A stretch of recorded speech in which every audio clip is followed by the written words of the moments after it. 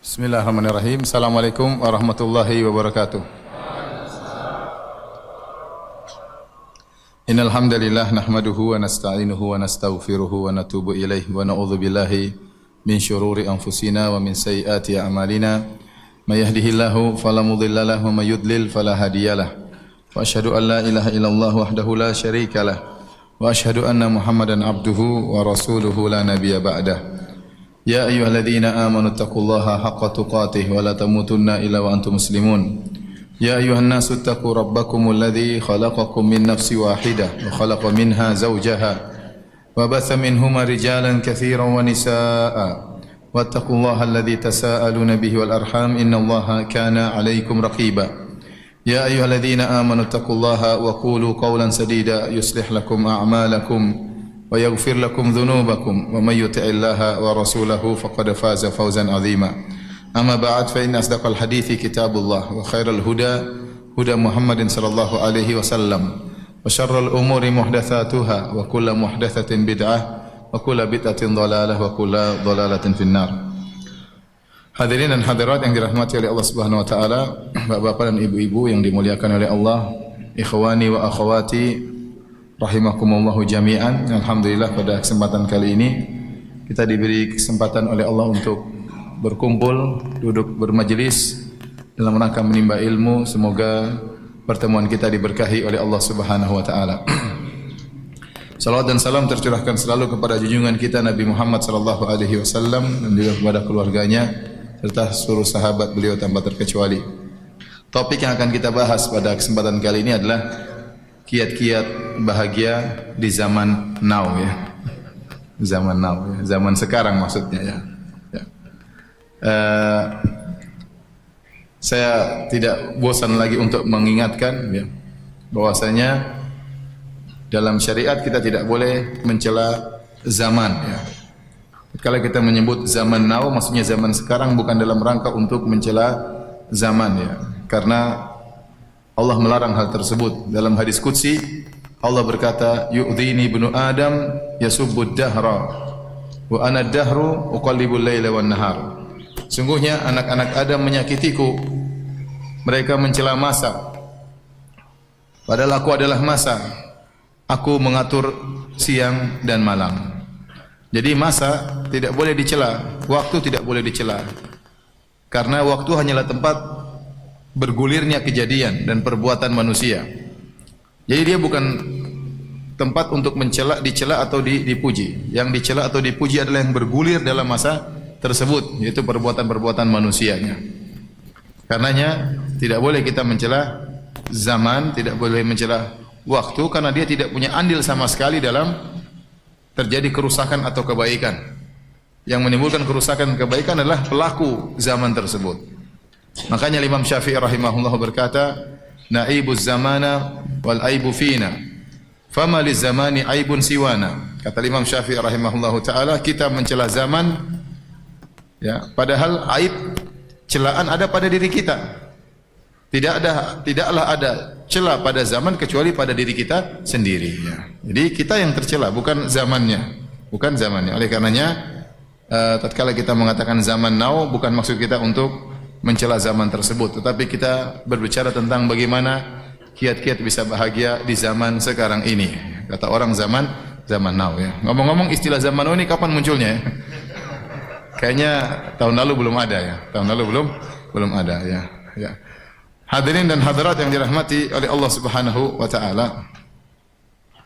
Kebahagiaan adalah cita-cita semua orang ingin bahagia ya. Dan dia merupakan topik pembahasan semua orang ya.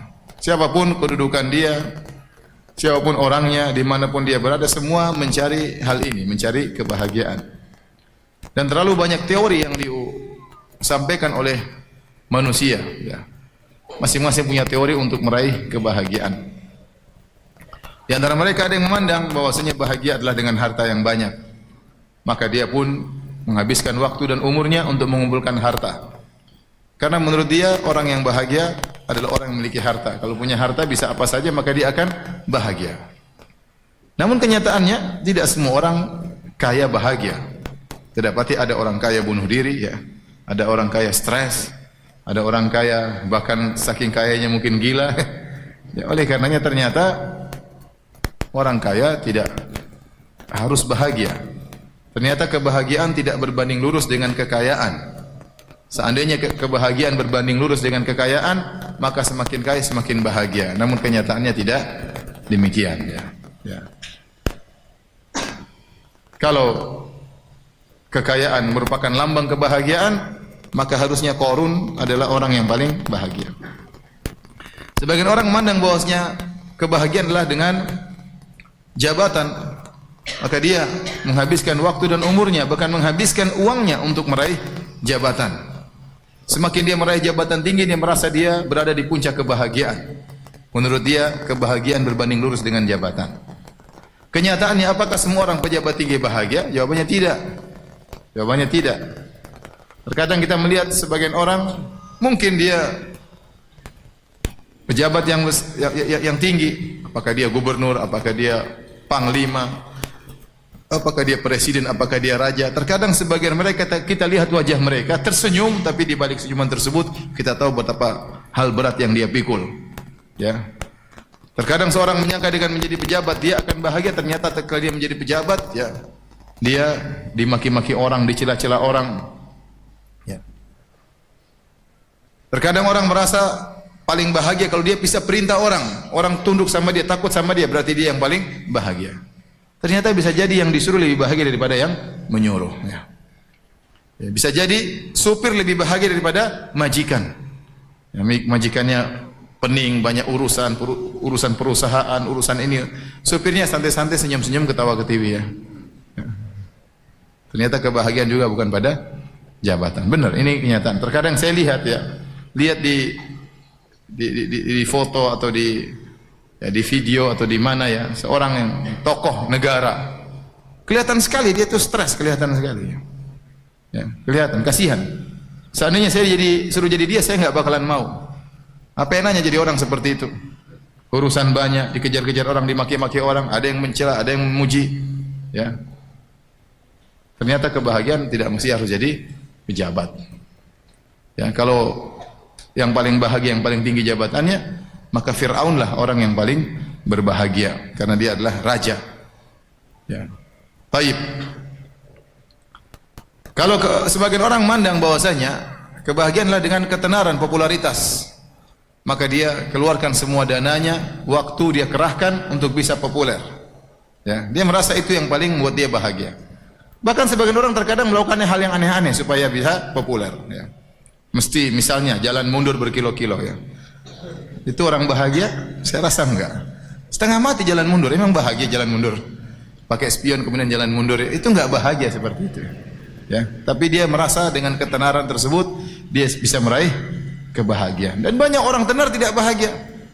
Lihat, sebagian orang, sebagian penyanyi terkenal di puncak-puncak ketenaran dia bunuh diri. Di puncak-puncak ketenaran dia bunuh diri. Ternyata ketenaran tidak menjamin kebahagiaan seseorang ya. Coba tanyakan kepada orang-orang terkenal, enak mana mereka begitu turun dari bandara dikerubung oleh banyak orang. Dia mungkin ada kebanggaan, tapi akhirnya dia tidak bahagia. Ya. Tersibukkan dengan banyak orang mengurus urusannya. Banyak orang ingin tahu urusan dia, dikejar-kejar oleh wartawan. Ya. Apalagi kalau dikejar-kejar oleh penagih hutang.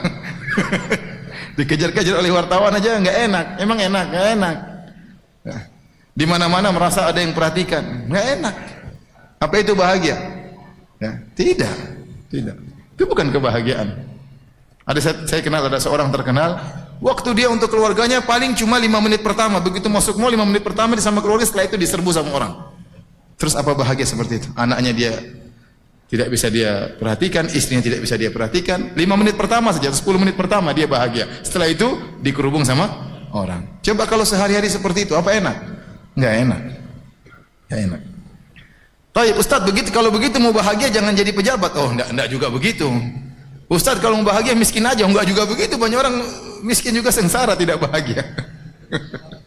Maksud saya, kalau mau bahagia tidak syarat harus kaya, tidak syarat harus terkenal, tidak persyaratkan harus menjadi orang top, tidak dipersyaratkan harus menjadi pemimpin pejabat, tidak harus. Semua boleh bahagia. Si miskin boleh bahagia sebagaimana kaya boleh bahagia. Orang tidak ada yang kenal boleh bahagia sebagaimana orang terkenal boleh bahagia. Ya, anak buah boleh bahagia sebagaimana bosnya boleh bahagia. Ya. Dengan syarat beriman kepada Allah Subhanahu wa taala. Dengan syarat ya tunduk kepada syariat Allah Subhanahu wa taala. Hadirin hadirat yang dirahmati oleh Allah Subhanahu wa taala. Kalau kita mau bicarakan tentang sebab-sebab kebahagiaan, ya, semuanya berbagai macam. Pertama ini, kedua ini, ketiga ini, keempat ini. Ada yang ulama menulis sampai 33 sebab kebahagiaan, ada yang lebih daripada itu. Semuanya kembali pada masalah iman. Semuanya kembali kepada masalah iman dan menjalankan syariat dengan benar. Dan menjalankan syariat dengan benar. Barang siapa yang beriman dengan iman yang benar, bertauhid dengan tauhid yang benar, menjalankan syariat yang benar, maka dia yang bahagia. Dia yang ini secara umum. Allah Subhanahu wa taala berfirman dalam Al-Qur'an, kata Allah Subhanahu wa taala, "Faman yuridillahu ay yahdiyahu yashrah sadrahu lil Islam, wa man yurid an yudhillahu yaj'al sadrahu dayyqan harajan ka'annama yas'adu fis sama'. Kadzalika yaj'alu Allahu rijsa 'alal ladzina la yu'minun." Surat Al-An'am ayat 125. Surat Al-An'am ayat 125. Allah berfirman, barang siapa yang Allah ingin hidayah baginya, yashrah sadrahu lil Islam. Allah bukakan hatinya, lapangkan dadanya untuk Islam. Ya. Jadi orang semakin dia beriman, semakin Islamnya kuat, dadanya semakin apa? Semakin lapang. Bahagia itu kan tempatnya di hati. Bahagia tempatnya di hati. Bukan yang zahir, tapi tempatnya di hati, ya. Tempatnya di hati, ya. Bisa jadi seorang cacat, bisa jadi seorang sakit, tapi dia bahagia. Kenapa? Karena bahagia tempatnya di hati. Apa kata Syekhul Islam Ibnu Taimiyah rahimahullahu taala? Ma yaf'alu a'da'u bi, apa yang diinginkan dilakukan oleh musuh-musuhku kepadaku. Jannati fi sadri, surgaku berada di dadaku. Mereka mau penjarakan saya, surgaku tak saya bawa. Ya. Jadi kata Ibnu Taimiyah demikian. Apa yang hendak mereka lakukan terhadap saya? Ingin menyiksa saya, ingin menjatuhkan saya, enggak ada masalah. Surgaku berada di mana? Di hatiku. Jadi kebahagiaan itu letaknya di hati. Kata Allah, "Faman yuridillahu an yahdiyahu yashrah sadrahu lil Islam." Barang siapa yang Allah ingin berikan ya hidayah kepadanya, Allah lapangkan dadanya. Maka dia dadanya lapang, dia bahagia, tenang. Faman yurid an yudhillahu, dan barang siapa yang Allah inginkan dia tersesat, yaj'al sadrahu dayyqan harajan, maka Allah menjadikan dadanya sempit, sesak, ka'annama yas'adu fis sama', seakan-akan dia berada menuju naik ke atas langit, ya. Sebagian ulama menyebutkan ini perumpamaan Allah buat 1400 tahun yang lalu, ya. Allah sebutkan hal ini. Ini perumpamaan cocok sama orang-orang kafir. Kita lihat orang-orang kafir, seakan-akan mereka di puncak kebahagiaan. Tatkala mereka hidup dengan sesuka mereka, syahwat mereka puaskan sehabis-habisnya, ya. Kemudian mereka melakukan apa yang mereka kehendaki. Seakan-akan mereka hidup dengan kemewahan. Secara zahirnya demikian, tapi belum tentu mereka bahagia, Ya. Seperti orang yang naik di atas gunung. Kalau orang di atas gunung, kita lihat dari bawah, seakan-akan dia di daerah terbuka, bebas, tapi ternyata dadanya sesak. Kata Allah, ka'annama yas'adu fis sama'. Seperti orang yang naik ke arah langit. Semakin naik ke atas, semakin sulit untuk apa? Bernapas. Yang dari bawah lihat seakan-akan dia dalam kondisi tentram, luas, ternyata dadanya sesak. Orang-orang kafir juga demikian.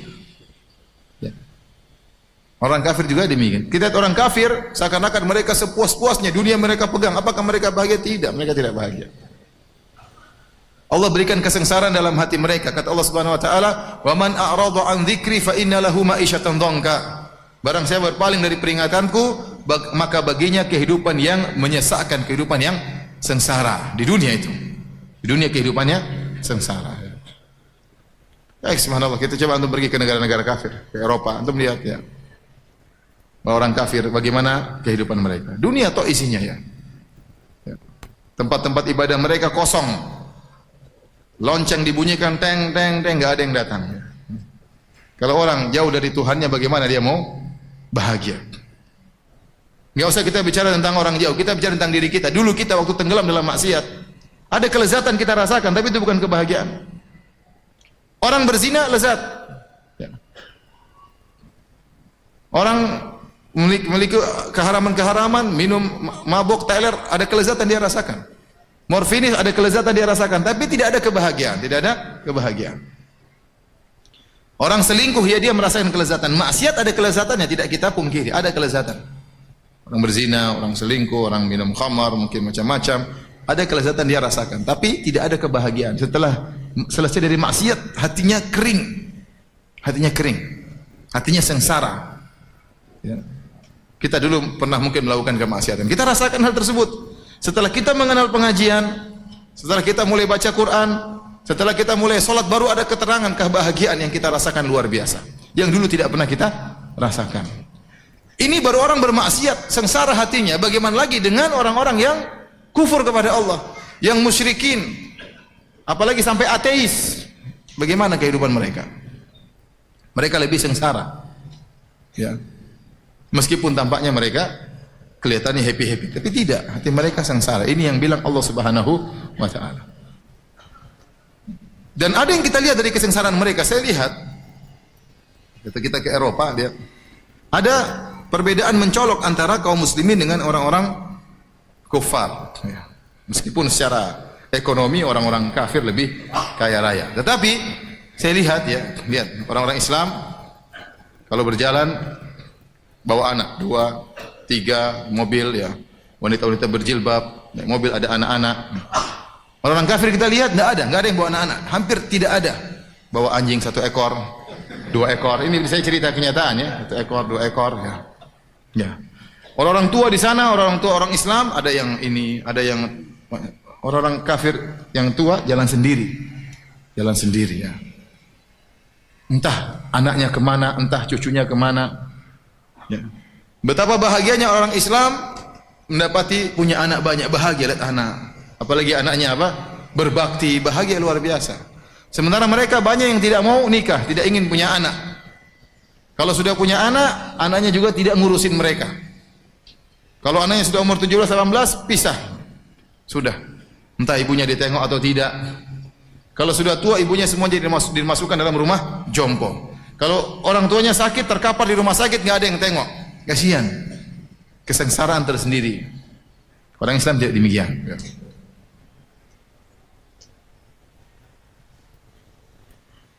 Oleh karena para hadirin dan hadirat yang dirahmati Allah Subhanahu wa taala, orang Islam keluar tiap hari 5 waktu pergi ke masjid. Mereka orang kafir juga keluar 3 kali sehari. Kenapa? Bawa anjing, ya. Karena anjingnya harus beol, ya. Di luar. Mereka ambil ini kotorannya. Orang Islam di rumah, anak-anak kumpul semua, loncat sana, loncat sini, loncat sini. Mereka enggak. Kasihan. Padahal punya anak banyak itu nikmat luar biasa. Saya punya anak 5 saja saya bahagia luar biasa. Bagaimana kalau anak saya 30?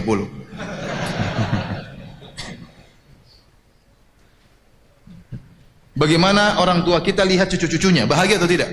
Bahagia orang tua sampai tidak mau tinggal, maunya sama cucu-cucu. Kebahagiaan luar biasa. Ini orang tua sendirian, saya lihat kasihan banget.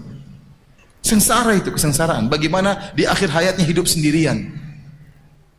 Itu orang non muslim begitu. Ya. Jadi antum jangan terpedaya seakan-akan mereka hidup dalam kondisi mewah. Ente pergi ke sebagian negara, antum pergi ke sebagian negara yang coba antum enggak usah jauh-jauh, pergi ke Singapura. Bagaimana kehidupan mereka? Dunia terus tidak berhenti. Kenapa? Biaya hidup mahal. Orang punya rumah besar susah karena rumah mahal-mahal, rumahnya flat-flat kecil-kecil itu. Enak Indonesia, rumah murah, luas, mahal, apalagi mau lebih luas tinggal di kampung, jangan tinggal Jakarta. Kota besar semakin mereka terpacu untuk mencari dunia. Pergi pagi pulang malam, pergi pagi pulang malam, pergi pagi pulang malam, rumah sempit. Akhirnya apa? Stres. Anak-anak kena macam-macam penyakit. Apa enak? Ya. Jadi saya katakan bahwasanya ya, Allah memberikan kebahagiaan bagi orang beriman luar biasa yang tidak pernah dirasakan oleh orang-orang non muslim. Hidup mereka sengsara meskipun tampaknya mereka happy. Teman-teman yang kerja di sebagian negara kafir cerita, jadi super grab. Jadi ngantar-ngantar mereka Sampai sering tanya, Ustaz gimana Ustaz? Saya sering bawa Grab, orang-orang kafir ini bawa ke bar. Jadi kalau sudah Jumat malam, mereka sudah surga mereka. Pergi Jumat malam, teler, pulang sudah kayak hewan sudah. Sudah kayak teler, sudah. Apa? Zina, khamar, itu kehidupan mereka, kebahagiaan mereka di situ. Dan saya katakan itu bukan bahagia, itu kelezatan. Benar. Minum khamar lezat, zina itu lezat, tapi itu bukan bahagia. Bahagia tempatnya di hati. Bahagia tidak hilang. Bahagia tidak hilang. Ada pun itu cuma kelezatan jasmani seperti itu. Gonta-ganti pacar, suami istri, suaminya selingkuh, istrinya selingkuh. Sana tidak nikah, punya partner, ya. Coba hidup tidak mau nikah. Banyak di antara mereka nggak mau nikah, partner saja, punya partner, kumpul kebo, ya. Nanti daftar ke mana, ke RT, Pak ini kebo saya yang baru. Terkadang kebo ini sampai tua, terkadang kebonya setengah jalan diganti kebo yang lain. Dan itu banyak terjadi di sana. Apa kehidupan bahagia seperti ini? Mana kebahagiaan seperti ini? Sehingga banyak di antara mereka yang bunuh diri. Banyak, tidak kuasa. Hati mereka tidak kuat melihat, mendapati sedikit permasalahan, tidak kuat hati mereka. Karena mereka tidak beriman dengan Allah, tidak beriman dengan takdir. Lemah kekuatan mereka. Iman tidak kuat, sedikit-sedikit bunuh diri, sedikit stres, sedikit obat penenang, sedikit-sedikit. Itulah kehidupan mereka. Itulah kehidupan mereka. Jadi antum jangan terpedaya lihat orang lebih bahagia antum ya. Lebih bahagia antum ya. Sekali lagi, jadi kalau kita berbicara tentang sebab-sebab kebahagiaan, maka semuanya bermuara pada beriman kepada Allah dan menjalankan syariat Allah Subhanahu wa taala. Semakin kita beriman kepada Allah, semakin menjalankan syariat Allah, maka Allah akan berikan kebahagiaan kepada kita. Tapi kita ingin rinci ya, agar lebih mudah dipahami apa sih sebab-sebab kebahagiaan tersebut. Yang pertama saya bilang, sebab utama seorang bahagia tatkala dia mengikhlaskan ibadahnya karena Allah, tatkala dia memurnikan tauhidnya, itu orang paling bahagia. Tatkala dia menggantungkan hatinya seluruhnya kepada Allah Subhanahu wa taala, tatkala dia tawakalnya kepada Allah Subhanahu wa taala. Dia yakin bahwasanya kebahagiaan dia Allah yang menjamin. Dia yakin rezeki dia Allah yang menjamin. Dia tahu bahwasanya segala sesuatu Allah yang menentukan. Maka selalu dia menggantungkan hatinya kepada Allah Subhanahu wa taala. Orang ini paling bahagia. Orang ini paling bahagia. Apapun kondisinya, kaya, miskin, terkenal, enggak terkenal, pejabat atau bawahan, kalau tauhidnya semakin mantap, maka dia semakin bahagia. Kata Allah Subhanahu wa taala, "Alladzina amanu wa lam yalbisu imanahum bidzulmin, ulaika lahumul amnu." Orang-orang yang beriman dan tidak mencampurkan keimanannya dengan kesyirikan, ulaika lahumul amnu, maka bagi mereka keamanan, ketentraman. Ulaika la amnu, ulaika lahumul amnu. Amnu itu ketentraman, kenyamanan. Wa hum muhtadun, dan mereka mendapat hidayah. Semakin Anda menguatkan tauhid Anda akan semakin tentram, semakin aman, semakin nyaman. Itu sudah. Nah, kita katakan tauhid berbanding lurus dengan kebahagiaan. Sudah jelas itu. Tauhid berbanding lurus dengan kebahagiaan. Semakin Anda pelajari tauhid dengan baik, semakin Anda mengenal siapa Tuhan Anda, semakin Anda tidak mengharapkan pujian dari manusia, semakin Anda tidak mengharapkan sanjungan dari manusia, semakin ikhlas, semakin Anda menyembunyikan amalan Anda, yang tahu hanyalah Allah, berarti Anda bahagia. Berarti Anda fokus kepada Allah, Allah akan fokus sama Anda. Allah akan fokus sama Anda. Ya, jadi ini sebab utama bertauhid kepada Allah Subhanahu wa taala. Orang semakin ria, semakin sengsara. Semakin mencari perhatian manusia, semakin disanjung oleh manusia, dia semakin sengsara. Hidupnya dibangun di atas mencari sanjungan dan pengakuan dari orang lain. Orang ini tidak bahagia. Orang ini tidak bahagia. Mau beramal soleh, dia harus pamer terlebih dahulu. Ya. Kasih tahu orang, saya mau begini. Sedang beramal soleh, dia pun liput, kemudian dia masukkan di Facebook agar dikomentari. Kalau tidak ada yang komentari, sakit hatinya. Ya. Jadi kalau ingin bahagia, orang paling ikhlas itu orang paling bahagia. Maka latih diri Anda untuk ikhlas. Jangan suka ceritakan amalan perbuatan sendiri. Sebisa mungkin kita boleh ceritakan kalau ada maslahatnya, untuk motivasi, misalnya untuk ada maslahat, nggak apa-apa. Tapi hukum asalnya seorang berusaha menyembunyikan amal solehnya. Semakin dia bertauhid, semakin dia ikhlas, semakin dia bertawakal kepada Allah, semakin dia menggantungkan hatinya kepada Allah, ya, maka dia akan bahagia. Allah akan berikan dia kebahagiaan. Baik. Di antara sebab-sebab kebahagiaan, terutama di zaman now, ya, zaman sekarang yang dimana media sosial begitu luar biasa gencarnya, dengan berbagai macam bentuknya dan fiturnya, ya. Subhanallah, ya. Kita benar-benar diserang oleh media sosial, ya. Sehingga orang akhirnya ketergantungan dengan media sosial. Benar-benar HP itu adalah jantungnya. Kalau dia pergi dari rumah HP tidak dia bawa, dia bingung. Dia pulang lagi harus bawa HP. Kalau istrinya ketinggalan nggak ada masalah. Jangan sampai HP-nya ketinggalan. Jadi benar-benar seorang terbelenggu dengan media sosial. Ada Facebook, ada Twitter, ada Instagram, ya. Ada apa lagi? Telegram, apa lagi? Telegram ada tidak? Apa? Coba Facebook, terus apa? Instagram, terus Twitter, terus YouTube. WhatsApp jangan, WhatsApp saya juga suka.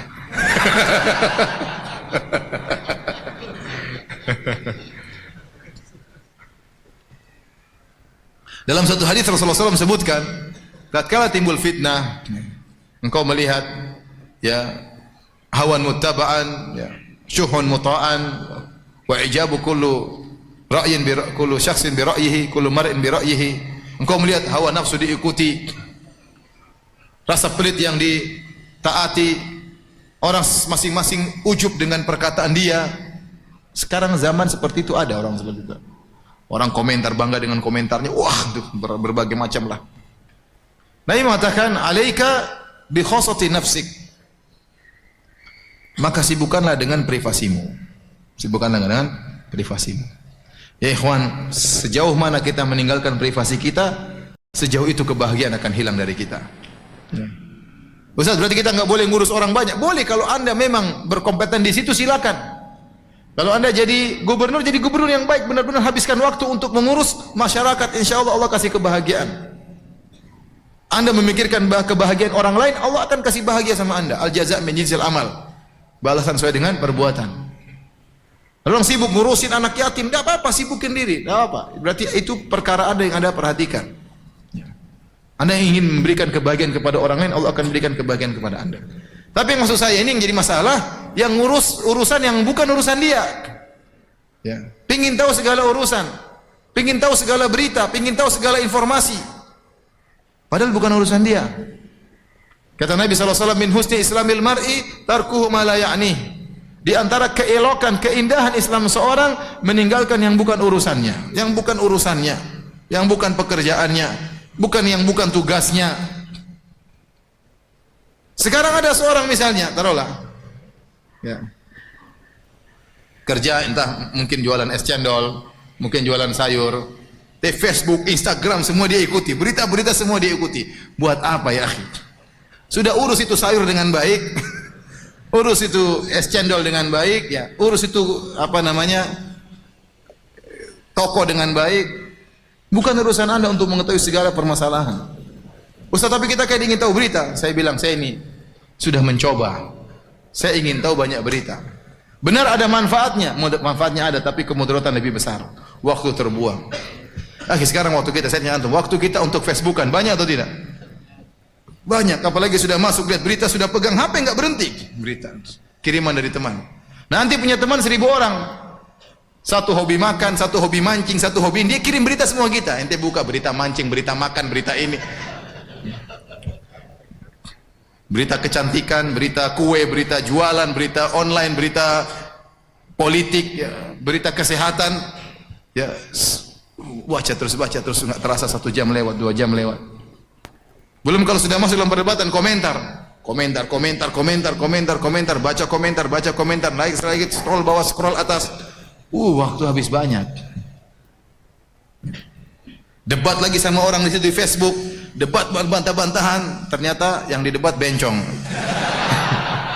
Habis waktu. Facebook ini bikin waktu habis banyak, ya. Saya saja mau niatnya untuk dakwah saja terjebak juga seperti itu.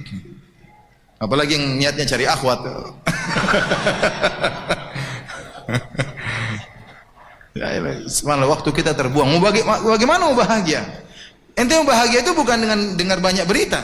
Sebagian orang putar TV, berita ini, TV ini, pembunuhan, perampokan, pemerkosaan. Kira-kira bahagia nggak gitu? Kira-kira ente secara logis bahagia nggak orang seperti itu? Ini mas duduk duduk. Suaminya juga ketakutan. Panggilan aja lagi nonton, semuanya nonton. Gimana? Apa bahagia seperti itu?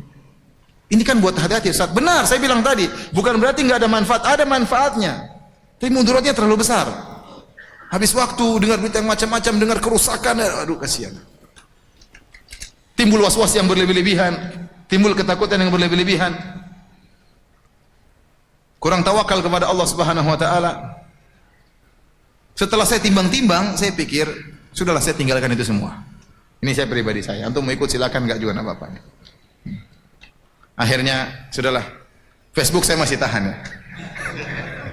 Kenapa? Karena saya dihack, Facebook saya dihack. Jadi saya enggak bisa punya teman, tidak ada informasi juga yang masuk di wall saya. Yang akun sudah enggak bisa saya pakai kecuali yang wall, yang halaman ya. Yang masuk dalam berita saya cuma tulisannya Ustadz Arifin Badri. Saya juga enggak tahu kenapa, yang lain kok enggak bisa masuk. Setiap Ustadz Arifin Badri nulis status masuk ke wall saya. Sudah alhamdulillah. Saya cuma masukkan apa yang saya ingin masukkan, setelah itu saya tinggal nunggu saja ya. Kalau Twitter sudah saya berlepas tangan, saya kasih kawan sudah, biar dia yang susah ngurus Twitter saya. Saya udah nggak mau ya. Kawan itu ada hadir di sini juga ya. Selamat berjuang. Dulu saya suka Twitter, lihat sini berita Saudi, berita ini, berita senang Indonesia macam-macam. Ya subhanallah. Saya berkesimpulan kalau ada sesuatu yang penting akan sampai juga kepada saya. Daripada saya mencari yang penting di antara 100 yang tidak penting. Cek satu-satu. Belum tentu penting bagi saya. Kalau ada yang penting pasti ada yang kasih Ustaz, ada kejadian ini, ya udah. Tanpa harus saya ikuti media sosial, saya bisa tahu perkara yang penting untuk saya ketahui. Jadi waktu kita habis untuk untuk media-media sosial, akhirnya banyak kebahagiaan yang kita tumbalkan.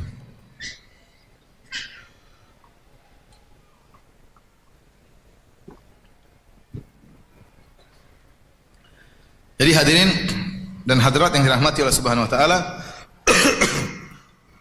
waktu untuk Facebook banyak terbuang, untuk Twitter banyak terbuang, untuk WhatsApp juga banyak terbuang. Saya ingatkan kepada para ikhwan, jangan terlalu banyak grup dalam WhatsApp. Bahkan meskipun grup dakwah sampai 20 ngapain banyak-banyak.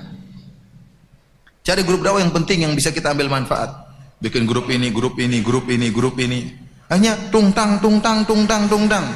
Mau bangun tidur meroja WhatsApp, tungtang sampai ngantuk. Bangun tidur belum lagi baca doa tidur sudah WhatsApp lagi, tungtang. Subhanallah, habis waktu. Nah, kalau Anda waktu sudah tersisa, sekarang orang punya grup 20, kira-kira sibuk atau tidak? Sibuk, luar biasa sibuk. Grup rumah sunnah. Grup apa lagi? Grup kajian 1, grup kajian 2, grup kajian 3, grup DKM 1, grup DKM 2. Grup poligami. Apalagi grup poligami. Komentar nggak habis-habis tapi nggak ada praktek, cuma karena kalau dia sudah praktek dia keluar left dari grup. Kalau dia sudah poligami left dari grup, dia punya masalah banyak di rumah. Tahu-tahu ke rumah lebih khusyuk, ke masjid lebih khusyuk, doa lebih mudah nangis. Oleh para hadirin Allah Subhanahu wa taala, Anda pun kalau sudah punya WhatsApp jangan banyak grup. Kenapa? Waktu Anda tersisa, habis waktu tersisa, akhirnya apa? Kapan membaca Quran? Kapan mau ngobrol sama istri? Istri WhatsAppan, kita WhatsAppan sendiri. Istri Facebookan, kita Facebookan sendiri. Kapan kita punya waktu sama anak? Anak-anak datang, abi, sebentar. Kasihan anak-anak ya akhi. Kasihan. Kita udah kerja dari pagi sampai sore, pulang anak nunggu.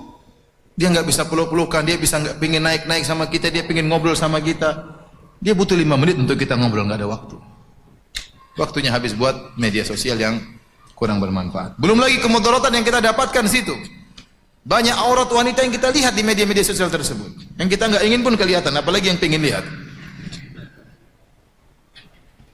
Terus bagaimana mau bahagia? Maka di antara wasiat Nabi sallallahu alaihi wasallam, "Alaika bi khosatin nafsik." Sibuklah dengan privasimu. Sejauh mana kita sibuk dengan privasi kita, hal yang kalau anda pedagang, sibuk dengan dagang, urusin dagang, serius. Kalau anda politikus, ya sudah, urus anda jadi politikus yang baik, nggak apa-apa, urus banyak, tapi benar jadi politikus, karena itu memang pekerjaan anda. Ya. Anda jadi tukang bekam, tukang pijat, serius. Jangan jadi herbal pakar politik, herbalis pakar politik. Setiap orang datang ngomong politik, sudah ente urusi herbal ente, nggak usah ngomong masalah yang bukan bidang anda. Akhirnya setiap orang sekarang wa ijabu kullu mar'in bi ra'yihi, kata Nabi, ada zaman di mana setiap orang akan bangga dengan pemikiran dia, dengan pendapat dia. Semua orang berkomentar, semua orang beranalisa. Kalau anda mengikuti analisa semua, anda stres. Ini analisa bagus juga, ini bagus juga, ini kontradiktif, dan sudahlah. Matikan TV, ya, kalau bisa HP dibuang, buang. Matikan semua media sosial, udah. Ente kerja serius, ada waktu baca Quran, ada waktu salat malam, ada waktu salat witir, ada waktu buat istri, ada waktu anak, bahagia ente. Anda bahagia. Anda bahagia. Dan ini saya tekankan, ya. Karena ini sangat penting di zaman now sekarang ini, ya. Zaman now. Media sosial ini merebut kebahagiaan banyak orang. Merebut kebahagiaan banyak orang. Anak semakin anda kasih gadget, berarti anda semakin menjauhkan sang anak dari anda. Istri semakin sibuk dengan Facebook, semakin jauh dari anda. Anda pun semakin sibuk terjauhkan dari keluarga. Sehingga tidak sempat untuk silaturahmi pada orang tua. Ya. Waktu semua habis untuk media sosial. Ya ikhwan, bukan berarti saya ngelarang, tidak. Ya, tapi hati-hati ya. Kalau bisa yang perlu-perlu saja, maka itu yang terbaik. Karena waktu kita akhirnya jadi tumbal. Saya kasihan lihat sebagian orang, apalagi yang kerja di Jakarta, berangkat dari Bekasi ba'da subuh, tengah jalan, saya misalnya kerja, kemudian pulang sampai rumah terkadang jam 9. Tapi jam 9 masih aja main gadget. Ya, subhanallah. Udah berhenti nanti jam 9 tuh waktunya baca Quran, ya, dan yang lainnya. Ketemu istri, ketemu anak-anak, ngobrol dengan anak, ngobrol dengan istri. Baik. Di antara sebab kebahagiaan di zaman now, ya. Ciptakan surga di rumah, ciptakan surga di rumah. Karena kita waktu banyak di rumah. Saya sering sampaikan, kebahagiaan hakiki seorang lelaki adalah kebahagiaan dengan istrinya. Allah mengatakan, dialah yang telah menciptakan manusia dari satu jiwa, kemudian Allah ciptakan istrinya, kata Allah, liyaskuna ilaiha, agar sang suami tentram dengan istrinya. Wa min ayatihi an khalaqalakum min anfusikum azwajan litaskunu ilaiha. Dan di antara tanda-tanda keagungan Allah, kebesaran Allah, Allah ciptakan istri-istri bagi kalian, litaskunu ilaiha, agar kalian tentram dengan istri-istri kalian. Sehingga sebagian ulama mengambil faedah bahwasanya kebahagiaan inti seorang suami adalah dengan istrinya. Kapan seorang bisa bahagia dengan istrinya, itu lelaki yang bahagia. Bagaimana tahu dia bahagia dengan istrinya? Caranya begini, kalau dia pergi keluar rumah pengen pulang, itu berarti sudah benar. Pingin pulang, pingin ketemu istri. Aduh, saya pingin pulang, gelisah, pingin pulang. Berarti dia bahagia. Kenapa? Karena kebahagiaan sesungguhnya seorang suami itu di rumahnya. Berarti suami yang bahagia itu laki-laki yang bahagia. Tapi kalau seorang laki-laki tidak betah di rumah, pingin pergi terus, kemana mas? Aduh, sebentar. Itu berarti dia tidak bahagia. Tidak ada surga di rumahnya. Sebagian orang mencari kebahagiaan dengan teman-temannya, ketemu dengan temannya, ngobrol, ngopi sana, pagi saya malam, main golf, main ini, main catur, main macam-macam. Dia tidak bahagia. Kalau dia tidak menemukan kebahagiaan di rumahnya, dia belum bahagia. Itu lelaki sengsara seperti itu. Percuma ente ketawa-ketiwi main golf, pulang diomelin istri. Apa enak? Atau ngomelin istri, apa enaknya seperti itu? Tapi kalau anda pergi dari rumah, tahu-tahu rindu ingin pulang ke rumah, itu benar, berarti sayang sama istri, berarti ada kebahagiaan. Sampai di rumah ngobrol sama istri asyik, berarti benar. Kalau belum asyik, belum ingin pulang, ada yang salah. Entah istri ente yang salah, atau istri anda yang salah. Ya. Jadi saya bilang ikhwan, suami laki yang bahagia, laki yang menemukan kebahagiaan apa? Di rumahnya. Apalagi rumahnya 4 bahagia semua. Ya. Satu aja sudah bahagia, apalagi rumahnya 4 bahagia semua. Ibu-ibu nanti tersinggung ya. Ini bercanda aja ibu-ibu ya. Baik, ya, jadi ingat hal ini, harus ada waktu buat istri. Sebagian orang mencari kebahagiaan, kesuksesan dunia, dia menjadikan bisnisnya nomor 1, pekerjaannya nomor 1, cita-citanya itu. menumbalkan kebahagiaan anak istri. Ini salah. Saya sering sampaikan cerita, saya ketemu dengan seorang kaya, saat kebetulan satu orang kafir. Sering keluar negeri, sini rumah juga rumah di perumahan kaya.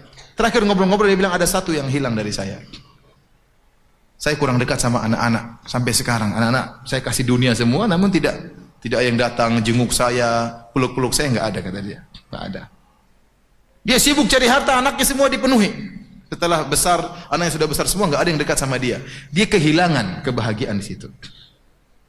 Jadi jangan sampai kita mencari harta, ingin cari sukses, cari jabatan, akhirnya kebahagiaan anak istri kita jadi tumbal, dan akhirnya kita sendiri yang tidak bahagia. Kita sendiri yang tidak bahagia. Ada satu masa kita lewat, kita tidak rindu ke rumah, berarti perbaiki. Coba, Ustaz kalau ngobrol sama istri nggak enak, coba ciptakan bagaimana ngobrol sama istri yang enak. Ustaz kalau saya ngobrol sama istri saya nggak nyambung-nyambung. Ente turunin level ente. Kalau tahu istri nggak nyambung, jangan bicara yang tinggi-tinggi, bicara yang rendah saja. Jangan bicara yang aneh-aneh. Sungguhnya di dunia yang problematika, ngomong bahasa susah, gimana istri yang paham? Era ini, era globalisasi, bilang istri nggak paham, sudah nggak usah bicara macam-macam. Turun level Anda, ngobrol sama istri yang nyambung, jadi asik. Gimana caranya? Pasti ada yang asik. Kalau nggak asik terus, ente yang nggak beres berarti. Ini ciptakan kebahagiaan di rumah. Ciptakan surga di rumah. Bagaimana kita senang ke rumah, bagaimana kita bahagia betah di rumah, ya. Betah di rumah. Kalau kita sudah betah di rumah, sudah senang di rumah, karena kata Nabi SAW, wal yasaka baituk wa kufa alaika lisanak. Kata Nabi, jadikan rumahmu jadi luas. Artinya apa? Betah di rumah. Terutama di zaman fitnah. Jaga lisan Anda, jangan terlalu ngurusin orang. Apa yang ngurusin orang? Kalau Anda suka ngurusin orang, Anda diurusin juga sama orang. Maka sibuk privasi, sibuk dengan privasi. Namun manusia itu suka ingin tahu urusan orang. Saya lagi telepon, tahu Ustaz tadi itu si fulan ya? Bukan. Terus mau tahu urusan saya, ngapain? Ada lagi baca apa sih baca? Ya, ente ngapain urusin saya? Baca sendiri sana. Ngapain baca urusan saya? Orang suka ingin tahu urusan orang lain. Suka komentar orang lain. Ini menghilangkan kebahagiaan seperti ini. Semakin privasi kita jadi tumbal, semakin kita kurang bahagia. Benar ini, ente coba. Jadi jangan ngurusin orang, privasi kita perbaiki. Privasi kita perbaiki. Jangan suka komentar hal yang tidak bermanfaat. Apa kata Nabi, min husni islamil mar'i tarkuhu ma la ya'ni. Di antara keelokan Islam seorang meninggalkan yang bukan urusannya. Enggak usah. Tahan mulut, jangan suka komentar. Lewat satu jalan, lihat rumah warna ungu, komentar. Ini orang kok rumah warna ungu sih?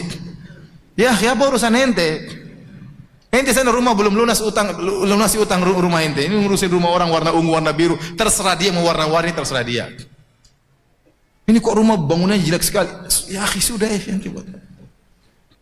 Ikut berita artis, ikutin terus. Si artis ini dicerai sama suaminya. Kemudian ketahuan katanya suami selingkuh, katanya suami punya istri kedua. Kemudian istrinya, ente ngapain ikuti berita artis? Akhirnya masuk ke persidangan. Ngapain ente ikuti berita artis itu? Kecuali kalau memang ente mau nikahi sang artis, ya silakan. Ya sudah, ente ikuti sampai dia benar-benar jadi janda, ente maju ya. Dia aja nggak suka sama ente ikuti beritanya terus. Buang-buang waktu. Jadi banyak buang waktu kita terbuang. Jadi di antara sebab kebahagiaan, ciptakan kebahagiaan di rumah. Kalau belum bisa menemukan surga di rumah, duduk sama istri. Wahai sayangku, kita ada apa ini? Kenapa kita kok kayaknya tidak indah, tidak mesra kehidupan kita ini? Apa yang salah antara saya dengan anti? Bicarakan baik-baik. Mungkin dia bilang, Mas Ci kalau pulang nggak pernah ngobrol sama saya. Ya udah, saya ngobrol besok ya. Ngobrol ya, sudah diperbaiki. Dan perlu kita ngobrol sama istri supaya kita ada kebahagiaan di situ. Nabi aja ngobrol sama istrinya sebelum tidur. Anda juga kalau pulang ke rumah ngobrol sama istri meskipun 15 menit, meskipun 20 menit, ya, yang penting ngobrol sama istri. Tapi jangan lama-lama ya. Kalau sudah 45 menit, bunyikan wecker. Waktunya tidur. Waktunya tidur. Disitulah letak kebahagiaan. Baik, di antara sebab-sebab kebahagiaan adalah melazimi zikir kepada Allah, melazimi zikir kepada Allah. Kata Allah, alladzina amanu wa tatma'innu qulubuhum bi dzikrillah, ala bi dzikrillah tatma'innul qulub. orang-orang yang beriman. Dan mereka tenang hati-hati mereka dengan mengingat Allah. Ketahuilah dengan mengingat Allah maka hati akan menjadi tenang. Saya katakan bahwasanya kebahagiaan letaknya di mana? Di hati. Kita nggak usah bicara teori kebahagiaan yang panjang lebar. Anda tiap hari baca Quran setengah juz saja, Anda bahagia. Nggak usah bicara teori begini. Nggak. Ambil Quran, berdoa dengan Allah, baca. Dicicil, hari ini satu halaman, besok nanti sore nanti lagi tambah lagi satu halaman, satu lagi halaman, baca tafsirnya, baca terjemahannya. Itu kebahagiaan. Itu kebahagiaan. Ada saatnya kita harus berdoa-doa dengan Allah agar Allah beri kebahagiaan kepada kita. Ya. Benar bahwasanya di antara kebahagiaan kata para ulama adalah mencari teman yang baik. Kata Nabi SAW, "Mathalu al-jalisi salih kahamil misik. Imma an yahdiyaka atau tabta' minhu." Ya. Seperti perumpamaan orang yang teman yang baik seperti penjual minyak wangi. Kalau dia kasih hadiah sama kamu atau kau beli dari dia, atau tajida minhu rihan thayyibah, atau kau mendapati bau yang harum dari dia. Teman yang soleh ini penting sebab kebahagiaan. Yang kalau kita berteman dengan dia, kita akan mengingat Allah Subhanahu wa taala, atau kita diingatkan oleh dia, teman sama-sama pengajian, teman sama-sama proyek dakwah misalnya. Ini teman-teman kita jaga, ini teman-teman yang mendatangkan kebahagiaan. Teman-teman yang tidak berbicara tentang dunia. Kalau teman bicara dunia banyak. Tapi kita butuh teman yang bicara tentang apa? Akhirat. Bicara tentang akhirat. Ini teman-teman ini perlu. Tetapi bukan berarti kita harus selalu sama dia. Ada harus waktu kita khususkan untuk berkhalwat antara kita dengan Allah, untuk zikir kepada Allah. Makanya Nabi SAW mengatakan di antara 7 golongan yang Allah naungi pada hari kiamat kelak, di antaranya kata Nabi SAW, rajulani tahabba fillah. 2 orang yang saling mencintai karena Allah. Ijtama'a alaihi wa tafarraqa alaihi. Mereka berdua bertemu karena Allah dan berpisah karena Allah. Di antara tafsiran berpisah karena Allah, yaitu mereka harus bersendiri agar konsentrasi beribadah kepada Allah masing-masing. Kalau ngobrol terus, kapan baca Quran, kapan salat malam, kapan salat duha? Ngobrol terus kerjanya. Enggak, kita ngobrol urusan ini. Tapi terkadang kita harus berpisah. Kamu baca Quran, saya juga baca Quran. Kamu salat malam, saya juga salat malam. Jadi harus ada waktu kita berkhalwat dengan Allah Subhanahu wa taala. Di antaranya salat malam, itu kebahagiaan. Allah mengatakan, ya ayyuhal muzammil qumil laila illa qalil. Wahai Muhammad, bangunlah di malam hari. Kata sebagian ulama, ini adalah ayat ini, surat Al-Muzammil adalah Zadud Da'iyah. Isinya adalah tentang bekal bagi seorang dai. Apalagi Rasulullah SAW di siang hari akan berhadapan dengan berbagai macam permasalahan, malamnya harus charger iman. Caranya salat malam. Antum demikian dalam kehidupan kita banyak permasalahan dunia, permasalahan ini, permasalahan rumah tangga, permasalahan dakwah. Maka malam hari ente charger, berkhalwat dengan Allah, salat malam. Itu adalah kebahagiaan yang terindah. Tatkala Allah Subhanahu wa taala turun di sepertiga malam yang terakhir, kemudian mencari hambanya. Hal min da'in fa'astajiba lahu. Hal min sa'ilin fa'utiya su'lah. Hal min mustaghfirin fa'aghfirlah. Kata Allah, apakah ada hambaku yang bangun malam berdoa akan aku kabulkan doanya? Apakah ada hambaku yang meminta akan aku kabulkan permintaannya? Apakah ada hambaku yang beristighfar akan aku ampuni dosa-dosanya? Allah cari hamba-hambanya. Saatnya anda bangun malam berkhalwat dengan Allah Subhanahu wa taala. Yakinlah bahwasanya dengan mengingat Allah, Allah akan kasih kebahagiaan. Saya tanya sama antum, kebahagiaan antum di tangan siapa? Di tangan Allah Subhanahu wa taala. Allah mau kasih bahagia, tinggal kasih bahagia. Kun fayakun. Allah mau cabut, tinggal Allah cabut, gampang. Allah mau cabut, tinggal gampang bagi Allah Subhanahu wa taala. Nah, kalau anda tahu bahwasanya kebahagiaan di tangan Allah, maka jangan cari kepada selain Allah, carilah kepada Allah. Caranya gimana tadi? Berkhalwat dengan Allah. Salat malam, baca Quran, mojok di ujung baca Quran. HP matikan, jangan kita Quran diberhentikan gara-gara telepon. Ya kecuali dari istri, enggak apa-apa kita telepon. Iya sayang. Abi lagi baca Quran ya. Abi sok ria, iya Abi lagi ria, udah terlalu. Jadi matikan HP, baca Quran. Baca Quran. Harus ada waktu untuk kita berdoa dengan Allah. Disitulah kebahagiaan. Apalagi kalau kita sedang dilanda permasalahan. Kata Allah, wasta'inu bis-sabri was-salat. Jadikanlah sabar dan salat sebagai penolong anda.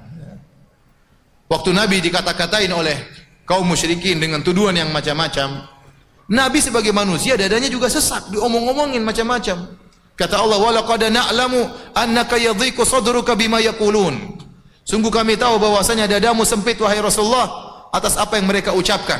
Nabi dibilang pendusta, dibilang dukun, dibilang penyihir, dibilang orang gila, macam-macam, dan itu menyakitkan hati Nabi. Mungkin lebih daripada pukulan. Perkataan itu menyakitkan, tuduhan yang tidak, berarti tidak dilakukan oleh Nabi sallallahu alaihi wasallam. Bagaimana jalan keluarnya? Allah suruh berzikir. Wasbir ala ma yaqulun wasabbih bihamdi rabbika qabla tulu'i syamsi wa qabla ghurubiha. Kata Allah, sabarlah engkau atas apa yang mereka ucapkan dan bertasbihlah kepada Allah sebelum terbit matahari dan sebelum terbenam matahari. Zikir pagi petang. Anda ingin bahagia, lazimi zikir pagi petang. Tapi benar-benar pahami maknanya. Benar-benar direnungkan tatkala membaca zikir pagi petang. Allahumma anta rabbi la ilaha illa anta. Benar-benar ya. Sebagaimana pernah saya ceramahkan di Masjid Al-Ikhlas tentang fikih zikir pagi petang. Berusaha Anda lazimi zikir pagi petang. Ya. Jangan lupa setiap hari salat duha. Itulah kebahagiaan. Tidak usah teori banyak. Salat malam, salat duha, zikir pagi petang, baca Quran, selesai. Sisanya ada waktu bersedekah, sisa adanya waktu berbakti sama orang tua, tapi rutin harian itu tadi. Kebahagiaan Anda melangkahkan kaki menuju masjid, salat berjamaah, itu kebahagiaan. Dan teori kebahagiaan itu mudah, yang penting Anda praktekkan. Ya, ini diantara kebahagiaan, harus ada waktu untuk berzikir kepada Allah. Kata Allah, "Fazkuruni azkurkum." Berzikirlah kepadaku, ingatlah aku akan mengingat engkau, kata Allah Subhanahu wa taala. Sungguh bahagia kalau seorang sudah diingat secara khusus oleh Allah Subhanahu wa taala. Baik.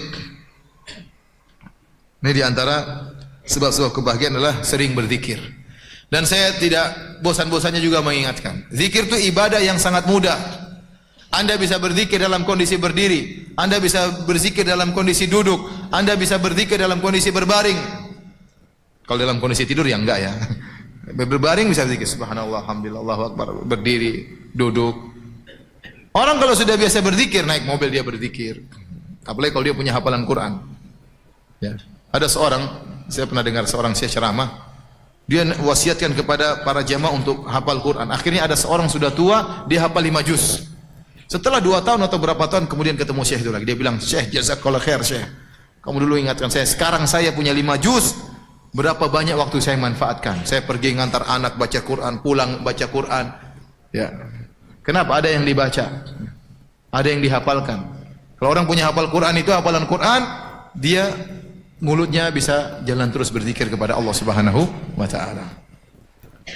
Ustaz, kalau tidak hafal Quran ya sudah zikir yang lain. Subhanallah, walhamdulillah, wala ilaha illallah, Allahu akbar, wala haula wala quwata illa billah. Astaghfirullah, astaghfirullah, astaghfirullah. Nikmati zikir tersebut. Mungkin pertama berat, lama-lama kita nikmati zikir tersebut. Lama-lama kita nikmati zikir tersebut. Dan ini kebiasaan yang kurang hidup di tanah air kita. Di tanah air kita ini kalau mau zikir ngumpul dulu rame-rame baru zikir. Harusnya enggak harus demikian. Ente jalan sendiri berzikir. Ente naik motor berzikir, naik mobil berzikir. Kalau ada waktu kosong berzikir.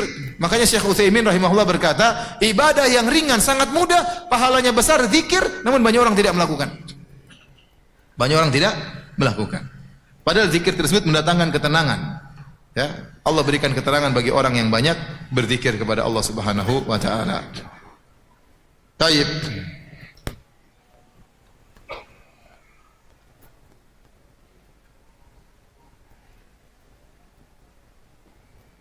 Di antara sebab-sebab kebahagiaan adalah qanaah.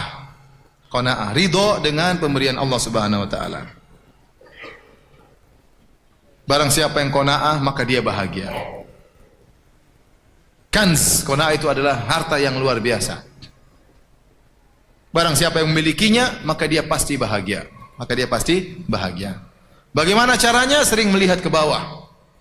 Kata Nabi sallallahu alaihi wasallam, "Unzuru ila man asfala minkum wala tanzuru ila man fawqakum fa innahu ajdaru alla tazdaru nikmatallahi alaikum." Kata Nabi sallallahu alaihi wasallam, lihatlah ke bawah, jangan lihat ke atas. Kalau masalah dunia, lihat ke bawah.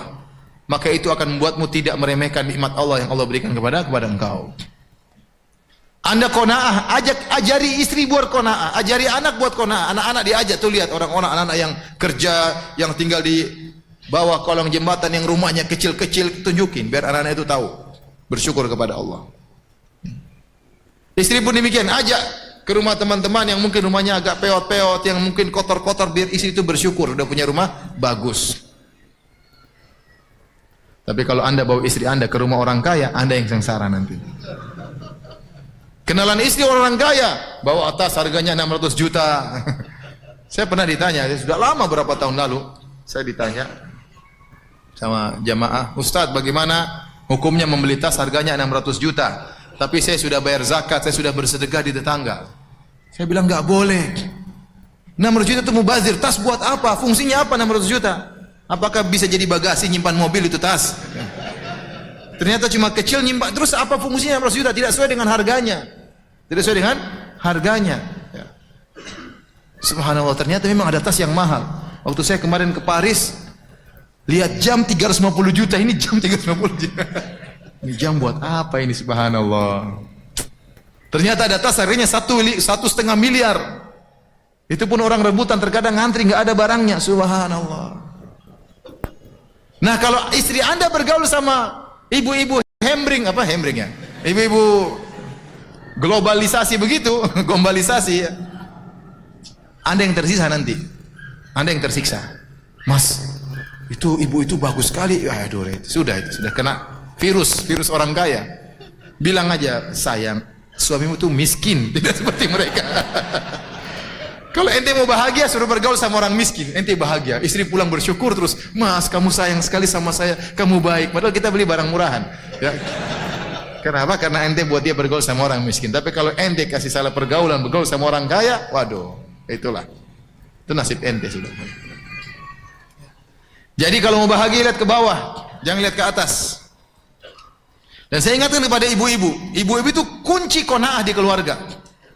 Bapak-bapak sih tidak terlalu sih begitu ya. Ada bapak yang tamak ada, tapi qanaah itu kuncinya di istri. Saya ingatkan kepada ibu-ibu, kalau ibu-ibu qanaah, maka insya Allah bapak juga qanaah. Saya baru kemarin ketemu dengan seorang polisi, Kapolsek kapan?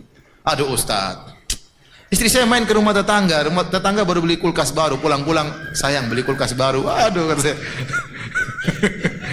Kenapa? Karena gaul sama itu tetangga, lihat ada baru mobil baru, pingin juga yang baru. Kalau istri nggak qanaah, suami yang setengah mati. Akhirnya dia terpacu untuk mencari dunia, nggak pernah berhenti. Kenapa? Karena nggak qanaah. Nggak qanaah. Sayang, saya nggak punya uang sayang. Sudahlah mas, utang aja mas. Tawakal sama Allah, insya Allah bisa dibayar. Insya Allah bisa mas, insya Allah bisa ya. Akhirnya udah utang lagi. Ya.